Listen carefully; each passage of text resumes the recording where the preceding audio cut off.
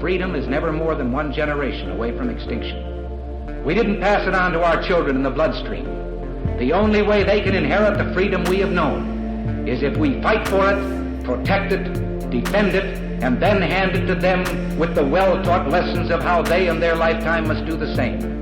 And if you and I don't do this, then you and I may well spend our sunset years telling our children and our children's children what it once was like in America when men were free.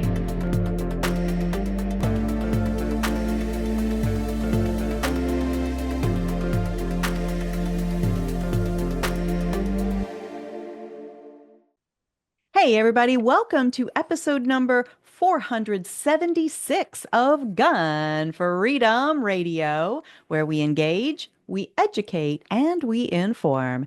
We are brought to you by azfirearmsauctions.com, where you set the price on guns, ammo, and accessories. I am one of your hosts, Cheryl Todd. And I'm the other guy, Dan Todd. Our theme today is fighting the war on children. Our guest today is Seak Smith. Seak is a wife, mother of three, a patriot, a fierce war on for children, and the founder of Mom and DadArmy. Fierce warrior indeed. And welcome back to the show, Seak.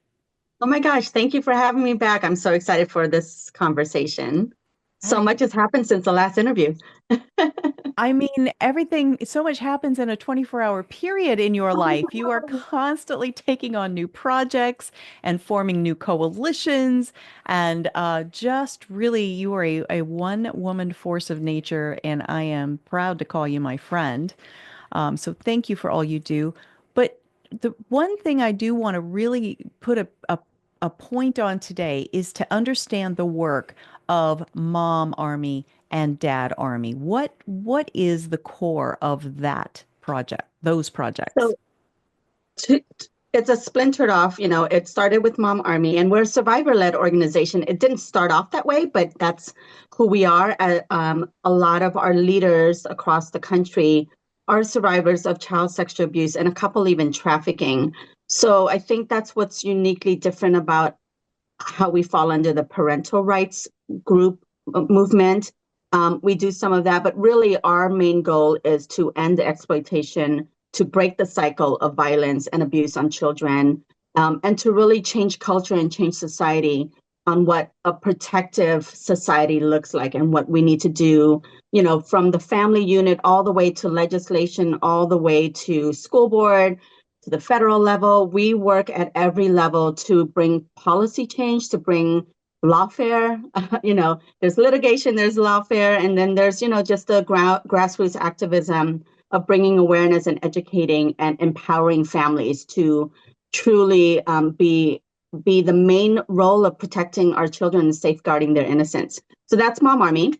And then DadArmy quickly became a thing when I started getting messages from a bunch of dads who say, we love what you're doing, we support you, how can we help? And it just, the counter to that is that DadArmy is to be the example of what strong, protective men and fathers look like in our society. And so we have men fighting personally in ways to protect their children that's very public. And then also just as a collective, they are really trying to be the example of what strong men and fathers should look like. Wow. Seek, that's one of the... I just want to say, to give a voice to men again. They've been, called toxic. If toxic masculinity, it just rolls off the tongue now because it's been shoved down our throats as two words that go together. And to be able to remove the toxicity off of that and just say, no, we need masculine men to be masculine, to build up our children. I appreciate that so much. Those were the exact words I was going to say. Oh, sorry. I think really close. Oh gosh, I'm so sorry. Right. Very close. Anyway, thank you. Absolutely. So I didn't mean to steal your thunder there. And you have a big and exciting event coming up in Phoenix in early May of 2025. Talk to us about that. So last year we had our first gala event, and that came together so beautifully and so quickly. It felt like, God just put all the pieces and the people in place to make that happen in 5 weeks of planning. So this year we decided to move it's our Gala and Valor Awards. So what we have done with our gala is that we want to celebrate and recognize warriors for children who are out there in the battlefield fighting for children, in the fight, in the trenches. And so we want to highlight, we liken it to like the Oscars of recognizing and awarding, people who fight for children. And so we have can't announce it yet, but we have some wonderful award recipients that are going to be at the event, and we will be announcing that in the coming weeks. Just people, if you're in the space of fighting to protect children from trafficking and sexual abuse, and and all the darkness and ickiness of this issue, you will know some of the people that will be at this event. And then the summit is a new thing for us. It's a 2-day event leading up to the gala. So it's May 2nd and 3rd. It's a Friday and Saturday in downtown Phoenix. Our goal is to bring together leaders in the fight to protect children, from victims advocates to survivors to nonprofit leaders to legislators to law enforcement, anybody who is collectively working together to end the scourge on trafficking of children and sexual abuse of children. We want them to come together to learn, to empower, to share knowledge, to connect, to collaborate, to work cohesively together for one shared mission. And so we're expecting about 200 people from all over the country for that event.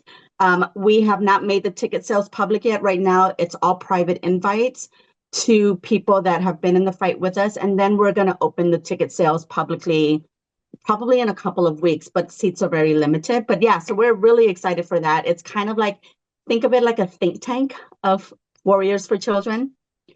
Yeah, so I'm excited for all of that and to bring everybody under one roof for this. That's awesome.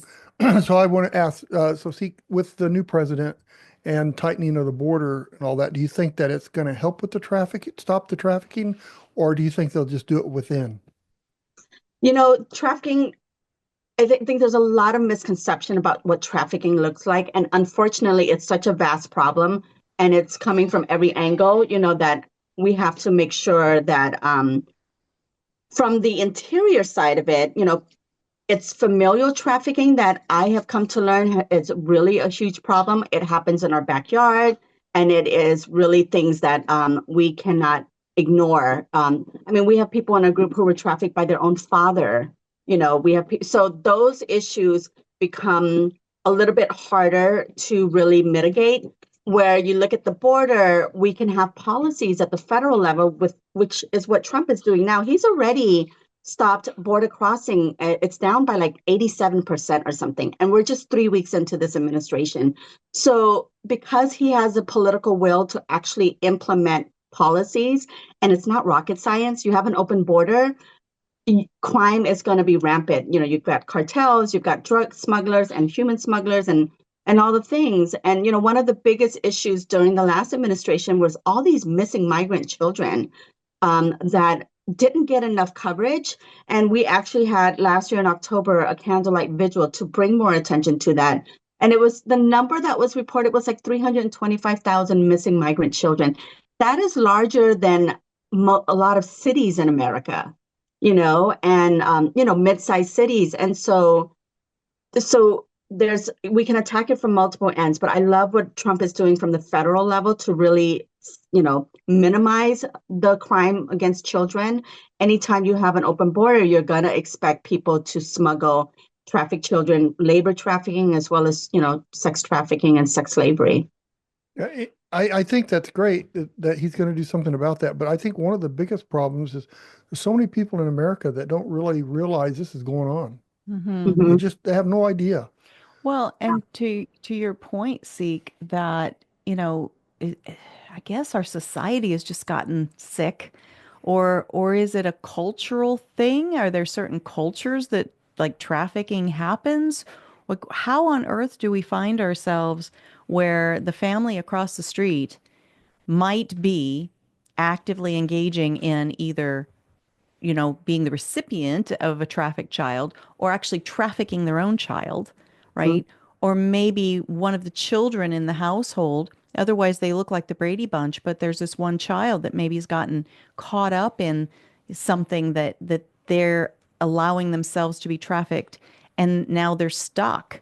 Like, help us even put our Yeah, brains I mean, you around touched this? on a couple of different things, right? I mean, we have to look at the root cause of these issues, right? One of it is we are very vocal about the porn addiction that is driving, especially peer-to-peer sexual abuse of in the teen age group, where an older cousin and another cousin, or an older brother and a sister, that is actually over 40% of the sexual abuse is peer-to-peer.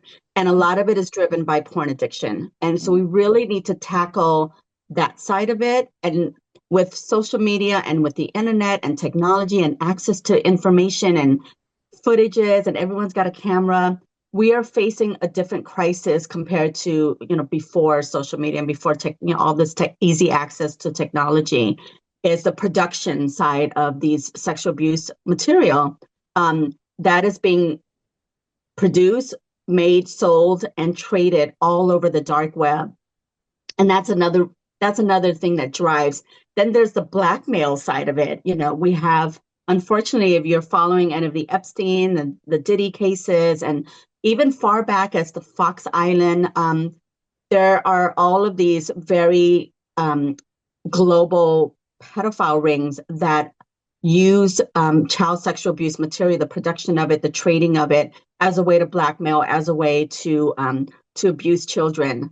And so we really have to get to the root cause of it, and that's where we're going. And awareness, just like you said, there are a lot of people that have no clue that this is even happening.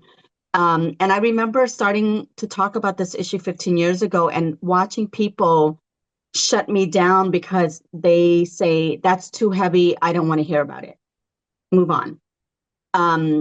I say in the last few years, thankfully, more and more, the Overton window is widening, and people are starting to actually be willing to hear that these issues have been underneath our noses all this time. And then the next step is to do something about it. And we can all do different things. The main thing is be the protective unit within your family.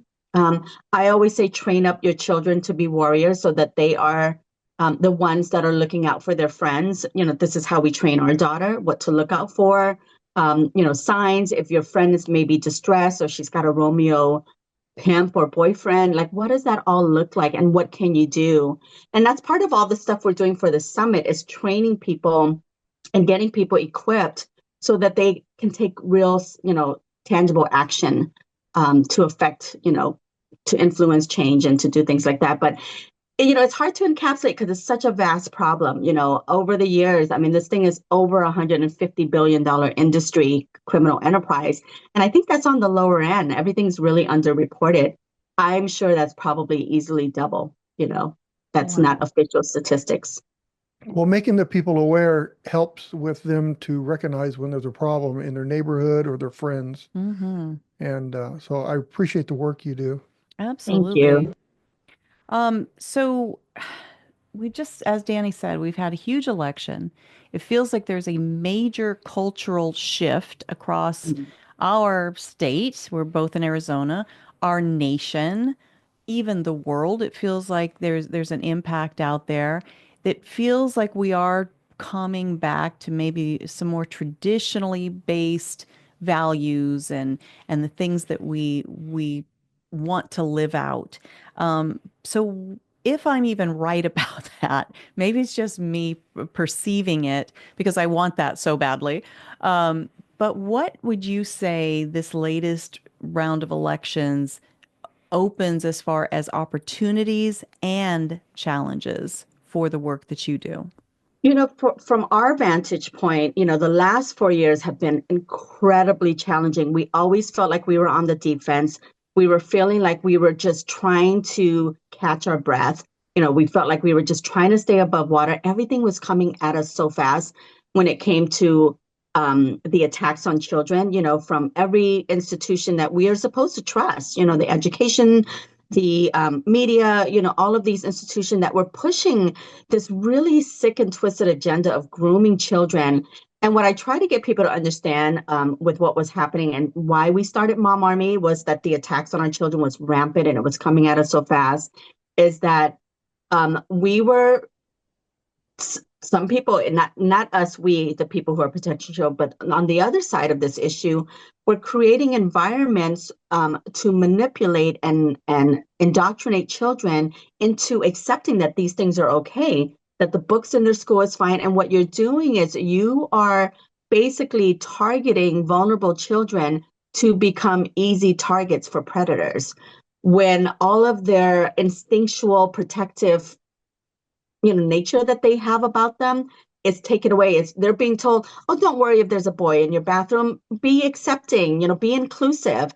When we are equipped with, warning signals that goes off that says danger, danger, danger, step away, do something. But now we're telling children that's not dangerous. That, you're the bigot, you're the strange one. And we were seeing that this last administration, and going into this new administration, it's almost like a light switch came on, and it was so quick and so rapid. And we are so relieved, because now we can be more on offense instead of being on defense constantly. We have a federal government that is an ally to our causes and to the policies that we want in place. We want harsher punishments on pedophiles and traffickers. We want more protections for victims and survivors. We want more resources for victims and survivors. I found out recently through one of our parents who unfortunately had a daughter who was sexually abused at 4. Oh. She found out going through the entire criminal system, and the perpetrator was under 18. I believe he was 16 or 17 at the time, and was abusing the 4-year-old. Found out later he had 20 victims and animals, and he never served jail time. And it's in Arizona, and there were tons of resources for him to rehabilitate himself and free therapy, none for the victim, none for the child. We have to change that. And a lot of people, I didn't know that being in this fight. And I looked at her and I said, how do we change that? We need to flip our system and our society to be protective of victims and survivors and give them all the resources they need to take on this lifelong healing journey. And then we need to punish perpetrators accordingly for their crimes. But I feel very optimistic. I feel really good about having an administration that is going to have our back when it comes to these issues and these policies. So we have a lot of work still ahead of us, but at least I feel like we're on the offense instead of on the defense, like we have been the last 4 years. Boy, that is so true. And, another layer of what you are doing is about, when we're talking about school boards, we're talking about, city councils, we're talking about mayors, we're talking about, people that put themselves, well, I don't know, but they end up getting elected to positions, right? Mm-hmm. We need to really start working on, grooming up. That word's gotten a bad connotation nowadays, right? Mentoring up people to serve and be public servants, and then help them get elected, and then support them in their election, but hold their feet to the fire. And so a lot of that does involve, the political arena. And otherwise, what you do is not necessarily political, but you're working on a program, not just in Arizona, but I believe in other states as well, called the Take Back program. Do you want to talk about that at all? Yeah, we just launched a coalition called Take Back California. I'm from California, LA originally, and I moved to Arizona 3.5 years ago. But we have such an amazing opportunity with the shifting of our culture and the shifting of our political landscape that California is actually going to fall into the column of a swing state. It flipped 11 counties red this last election. And we are working on continuing that momentum into the 2026 election with the governor's race, with some ballot initiatives that we're working on. So I started a coalition of leaders throughout the state that are heads of parental right groups, heads of nonprofit. They are elected officials throughout the state, whether at the state level or city level, county level, activists and influencers that can get the message out, podcasters. So it's a mixed bag of people who can get the message out and mobilize the general public. So we have that going. I'm actually in LA right now, headed to a big meeting of 300 people that are coming into this coalition in Riverside on Saturday. And then we're also launching a Take Back Phoenix coalition, I've been working behind the scenes with two gentlemen, one that ran for mayor of Phoenix and lost, but did an amazing, incredible job with the little bit of resources that he has, Matt Evans, and he's going to be running for city council in his district. And then another gentleman by the name of Mike, who is running for city council in his district. We need two more candidates that we are seeking out. So there's 4 open seats in the Phoenix City Council that we can flip more. You know, I try to be careful with some of my words because we really just want common sense policy, right? Which is what Trump is doing at the federal level. I'm not looking to flip Phoenix or California necessarily Republican per se or conservative. We just want common sense policy that makes sense for the people. Right. And Phoenix has been going down a very deep blue route. And one of the biggest things I've seen is that because sadly, the Republican Party has just handed over our big cities to the Democrats. 9 out of the 10 largest cities in the country are run by Democrats. We have to at least put up a fight. So my goal with Take Back Phoenix is that we at least put up a fight. And we at least bring in the right leaders, the right candidates, the right coalition to shift that and then affect change, at your local level. So I'm excited for those 2 initiatives. I would love to see it kind of take hold across the country. If anybody wants to start their own Take Back, Dallas coalition or Take Back Houston coalition. But yeah, so excited to be working behind the scenes, affecting policy, affecting change, because I'm not a political person per se, but sadly, the fight to protect children has become hyper political, and I'm very well aware of that. And I'm willing to face that fight, head on. Well, see, and not shy away from it.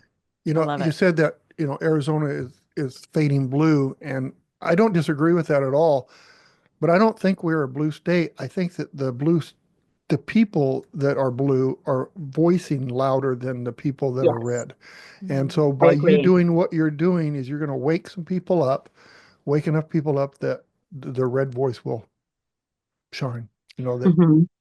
Well, we're going to, definitely give people a chance to hear about how they can reach out to you for all the different things. But I just want to stop right there and say, if there's somebody out there listening, like, this is a brilliant idea, I want to help in California, I want to help in Phoenix, or I want to start my own somewhere else, like, how would they reach out to you about that particular topic? The best way is to reach out to me on social media on my Instagram. It's Seak, SEAK_Smith. DM me. I check all my DMs. If you want to get involved in those specific initiatives, I can plug you in. We're getting ready to do the official launch. We haven't made the official launch for either coalition just yet, but we wanted to get a head start. 2026, feels like it's a far away, but it's going to creep on us very, very quickly. And we have to lay the groundwork to set the foundation for that battle and make sure that we are victorious come 2026. But yes, I would love to see, and there are just amazing patriots all over the country working on their own little thing. My ask is that people come together in broader, bigger coalitions to work together as opposed to doing all the things they are doing separately. Absolutely. That is the power, right? We've said that from the minute we met each other. It's all about collaboration because, my lane is the Second Amendment. That's not necessarily your lane. Your lane is, stopping the exploitation of children. But there's so much crossover in our values and why we do what we do. And that is that we all want to protect what we love, right? But then if you hear the mainstream media's version of life, they would say, well, you call yourself a mom army, but you think that you should own guns and train with guns, but good moms don't even have those tools in their homes, right? That's the narrative. Yeah, we get a lot of those comments on our Instagram posts. We will get people say, "Oh, if you're about protecting children, why aren't you ending the gun violence? Children, it's the main cause of death on children." I'm like, first of all, that's a complete lie, and we just have to be better at our messaging. We have to help people connect the dots. And for me, what is the best way to protect your children? If my husband isn't around and he's off at work or out of town, guess what? I love that I have my Second Amendment. I love that I can protect my family with the one thing that's going to equalize me and some 6 foot tall, someone who wants to, break into my home. Right. And so we have to look at this for me, it's always from the standpoint of how can I better equip myself to protect my family? And the Second Amendment, I am a staunch supporter of our Second Amendment for that very Absolutely. reason. Absolutely. And we first met each other at a big Second Amendment rally in Arizona. So, Mhm. you are putting your money where your mouth is and putting your time where your mouth is on that topic.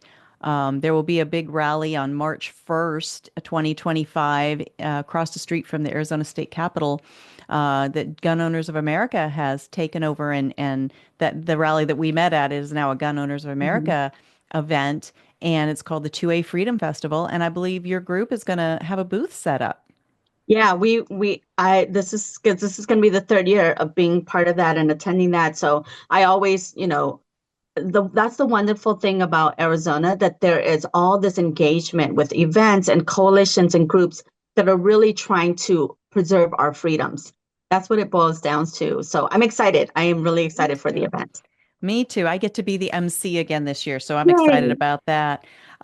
So we're talking about how, none of the issues we're discussing are by themselves political, but if you aren't engaged in the legislative and political processes, right, you're not going to get any work done. Mhm. I have to interrupt. How are they not political when our politicians are the one that make the laws that would protect our children?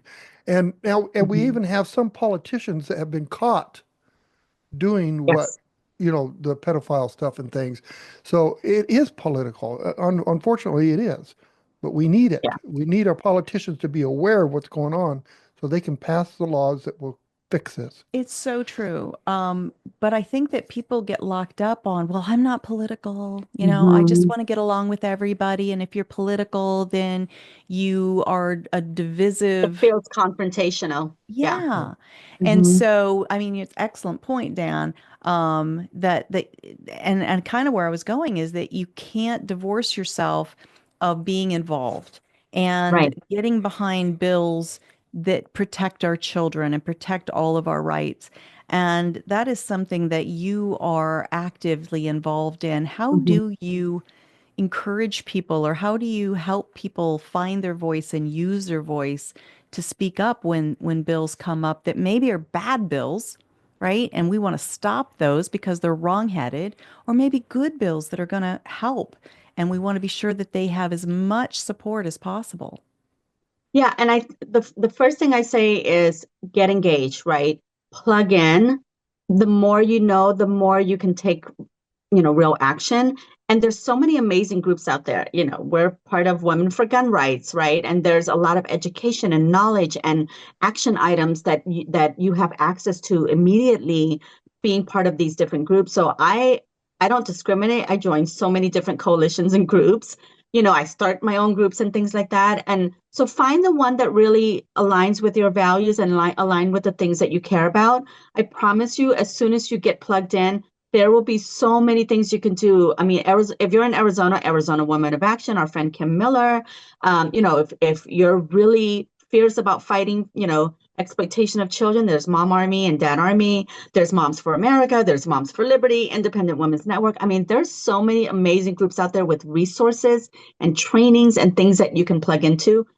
I would say just don't sit on the sidelines, start somewhere, and then you will find your pathway, whatever is uniquely the gift that you have, bring that to the table. I mean, we have such a vast array of people in our group. We have people who are PIs and they love investigative journalism. And I mean, two of my moms have uncovered this crazy story outside of Jacksonville of a pastor who was a pedophile along with an elected official. They've been uncovering that and exposing that. We have people who are part of our coalition exposing the stuff going on in Utah and the Mormon church. And so you will find your place. I'm just asking people not to stay silent and not to sit on the sidelines anymore.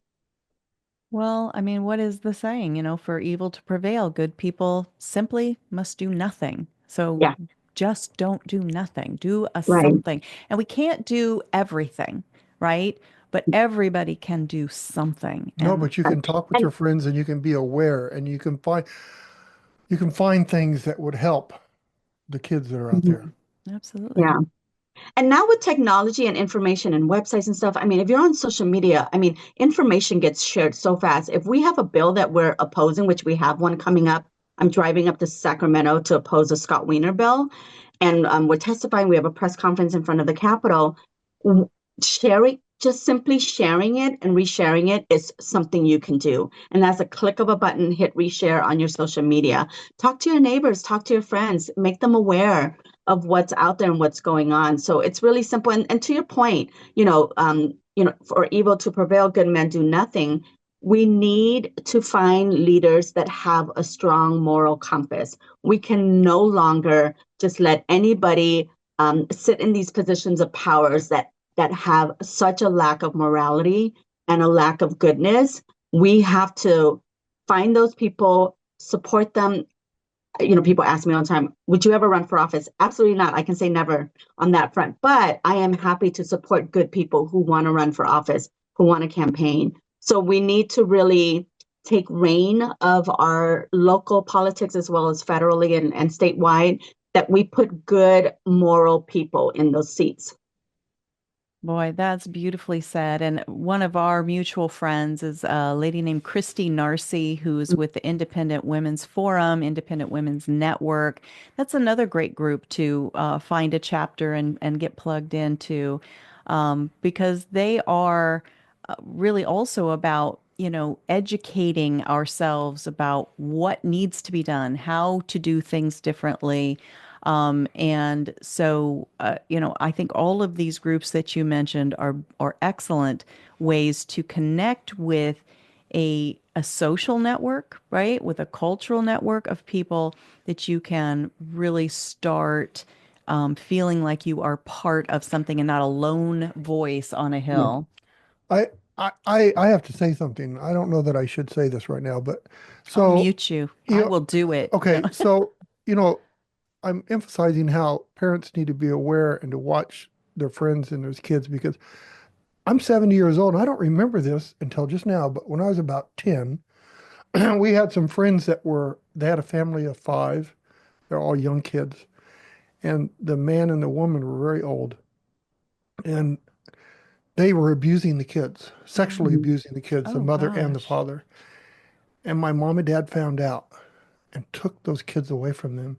And then Oh, and bless then your he mom. and then he committed suicide and she went to jail. Oh wow. And it's just I never thought of this until You like forgot it about that. happened Yeah.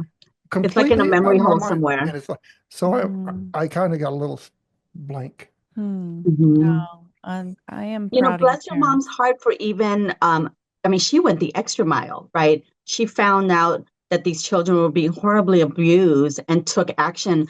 There's so many cases where a child is being abused and the mom finds out and she doesn't believe the child. There's all these cases of suppression or just not taking the right action to protect that.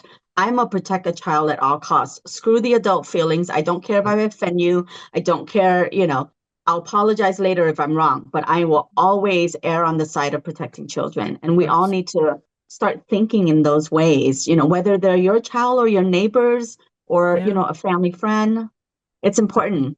yeah, if their friends are off, you've got your friends visiting and it doesn't hurt to look into that a little bit to see. Mhm. Well, and You have to this. be careful too because some kids will find out they can use it as a tool. Mm, We had an instance where a guy had adopted a daughter, the girl, and she found out when she got about 16 that she could say that, Mhm. he abused her, and he went through all kinds of hell with that. And then they found out that she was lying, and it The just tore the conviction life rate out of on her. these cases are so low because the proof is the threshold for evidence and proof is so high.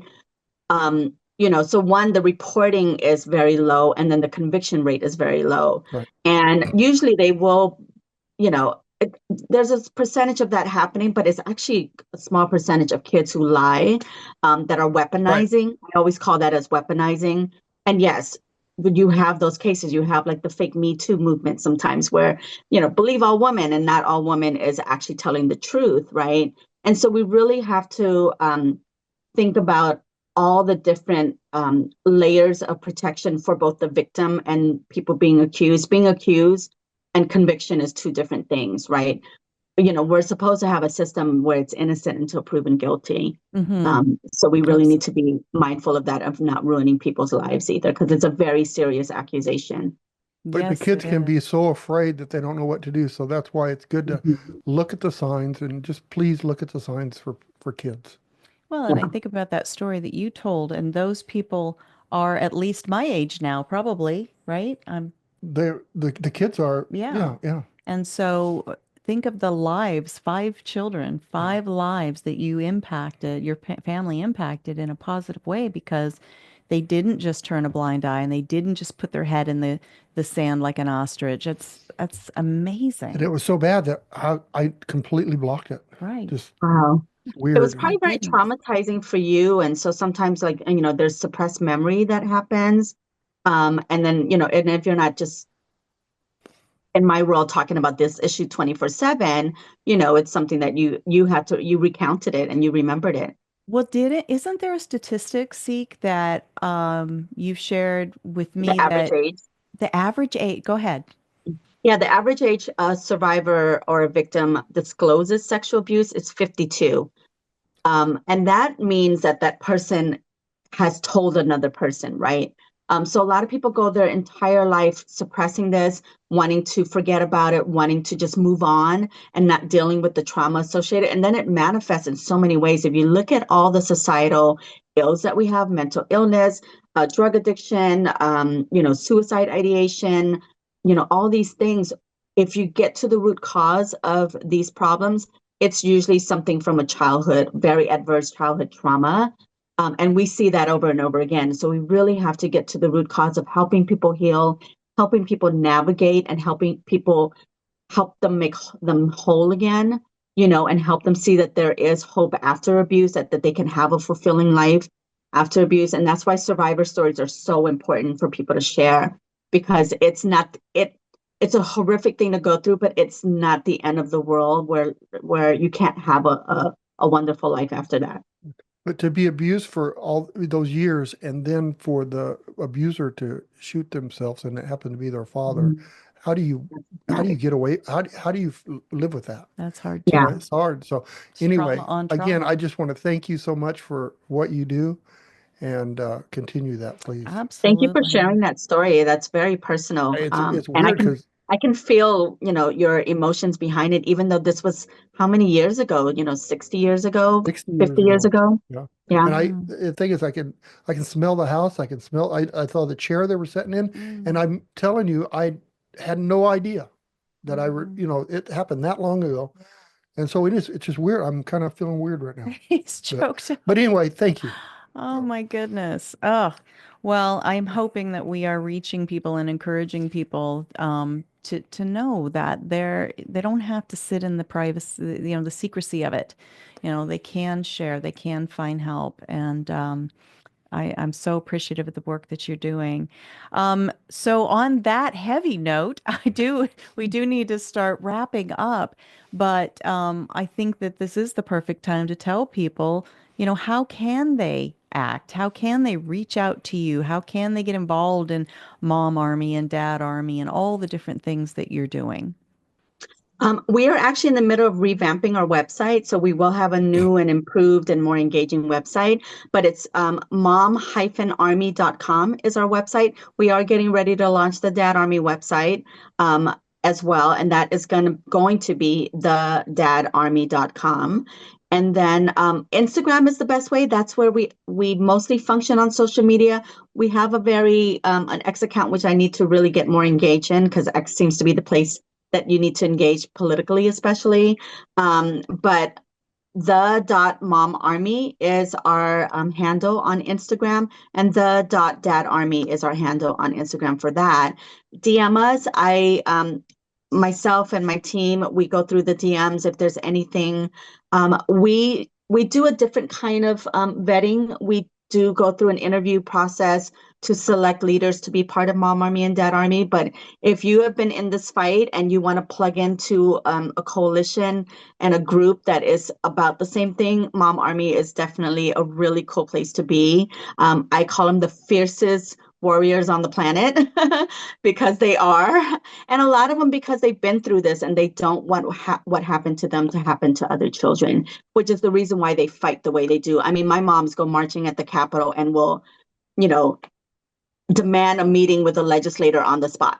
I just had that happen with my Sacramento mom. She got a meeting with an assembly member on the spot, and he talked to her for 45 minutes, which is rare. Usually you have to get on their calendar, but they don't take no for an answer because they deeply, deeply care about protecting children. So those are ways to get involved with us, and we'd love to have you if you just want to get in this fight. Fantastic. Thank you so much for all you do, Seek. And I love the take back motion that you're doing, the coalitions that you're building there. We are definitely going to check back in with you and have you back on in the future. Thank you, guys. Appreciate the conversation. Thank you. Appreciate you. Bye-bye. God bless. Bye-bye. You know, I think about all the homeless people that are out there today that may be homeless because of what we're talking about tonight. Gosh, right? You just don't know. The wounds run deep. You know, I've said several times my degrees are in psychology, and sometimes, you know, somebody's surface behavior, you're just like scratching your head, like, what on earth are they doing? Well, it could be very well rooted in some kind of childhood trauma, young adult trauma that has just been buried. And so what's that thing that we've heard, you know, don't, it's like, you know, you don't know what the person you bump into at the grocery store is going through. So Dave Ramsey did a deal exercise kindness. where they had a sign of they're going to a coffee shop, and this guy, he's getting divorced. This guy, he's got in a traffic accident, or this woman, you know, she got yelled at by her husband, you know, all these things. And it's like, just treat people with kindness, you know? Yeah. But I really want to emphasize how important it is that, you know, you watch your children, you follow, you know, you observe what they're doing and their friends, and just make sure that there's no issues. Well, when our daughter was young, I had the blessing of being able to be at home. I was working at home, and going to school from home. But being a family business owner, we, you know, could structure our life in such a way that she was with me in the morning. I would drive her to school. After school, I was the mom that would pick up her from school and her friends. And here's the secret weapon of that. So that I'm just sitting in the front seat driving. That's all I'm doing while they are unpacking their day in the back seat, right? And they're talking about this person who's mean and that person who's nice and this, you know, event that happened at school. And our house became just the place where everybody would hang out. And again, it would give us those opportunities to really know these kids as human beings. And they're a family. Yeah, absolutely. And our daughter's best friend from, I don't know if it was preschool, but it was definitely kindergarten, is still a good friend of ours and a good friend of the entire families. And so really being there and being involved and not checked out on your cell phone and not too busy with our jobs and our projects and our hobbies to really get to know who our children are and their friends. Right. It's so impactful. Anyway, so let's thank everybody.